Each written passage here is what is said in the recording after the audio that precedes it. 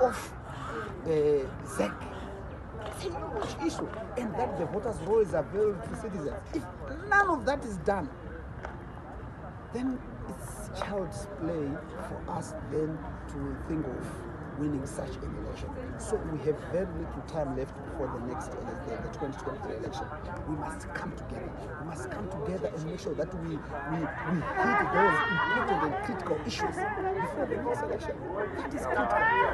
I'm urging young people in this country to rise up and take charge of the nation and the situation in the country. It's the onus is on us. For how long shall we allow Honorable Sikala to come to this court and being persecuted for doing nothing and languish in prison for doing nothing? For how long? There comes a time we say enough is enough. Let's make sure that we do the right things. And the right things are in the confines of our constitution. We're not advocating for anything outside the constitution. Not at all. Not at all, absolutely. So Zimbabweans, I throw this to you. Rise up and let's stand firm. It is critical. It is very important. Thank you so much.